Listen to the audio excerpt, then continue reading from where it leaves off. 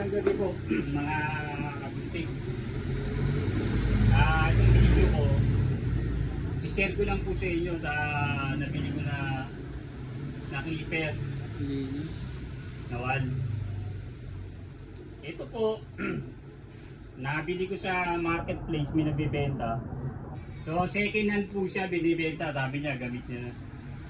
So nakita ko po sa video, parang okay. Kaso nga lang yung presyo, nagtataka na ako. Ang presyo niya 1.6. So alam naman natin mga kabuntig na pag sinabing wall, talagang mahal. Sa 8 ata ito, 8 o 9,000. So tinignan ko pa rin po kung talagang ano, kasi sa 1.6 hindi naman po tayo malulugi. Kasi tinignan ko yung talim niya, stainless naman. Pero sinek ko. So kinuha ko pa rin kasi tinesting ko na malakas siya. Malakas tsaka magandang gamitin naman. Kaso lang mga gunting para hindi po tayo magtaka na talagang ginaya po yung original. So parang ginaya pero hindi ko sabi na nakikita niyo po kasi talaga sa pesa pa lang ng ganito, local talaga. Pati yung ano niya, makikita mo ordinary, pati yung plastic niya hindi talaga original. Wala kasi akong ganitong clipper. Marami ng clipper ko, mga ordinary lang talaga, mga ganito. Image, ito, January. Niligpit ko na kasi pauwi na ako eh. Yan, mga ganyan lang, mga ordinary lang. Yan, mga ganyan. So, yan. Image, yan lang mga gamit ko. So, medyo maunat din talaga ako. Yan, so. Yan. Maraming mga ganyan. So, nag-try pa rin ako kasi mura. So, kasi ako, marunong naman ako mag-assemble.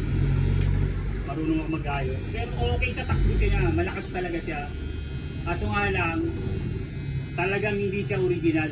Kaya ang inaano ko dito, mag-ingat din kayo kung mamaya mapresyo kayo ng mahal. Ito kaya kinuha ko nung, kahit alam kong duda ako, kinuha ko kasi mura, 1.6 po. So ito po, mag-ingat po kayo kung mamaya mabebentahan kayo ng mahal. Pero sa 1.6 po, di na po kayo matatalo. Okay po siya, tinesti ko. Kaya lang ito, yung upper ng ano niya, yung maliit na talim niya, tagger tooth, kaya parang mahina. Pero kung gusto mong palitan yan, malakas, pwede yung palitan ko. Pero okay naman po kahit tagger tooth siya kaya. Kagaya ng double helmet. So, ingat lang po na sana hindi kayo ma-pressure ng malaki. Kasi marami naglalabasan ngayon na wall. Fake. Maraming lumalabas ngayon na ginagaya yung wall. So, tingnan nyo mabuti. Tagger po. Mayroon na rin po na itong labas na senior. Meron na rin pong labas na maraming klaseng ano. Pero naklaro ko lang sa inyo, hindi po siya legit. Pero kung pe-presyo ang kayo ng 1.6, pwede okay po siya. Magagamit nyo. Pero kung pe-presyo ang kayo ng matataas, 3,000, 4,000, lugi na po kayo. So magandang gabi po mga kabuntik.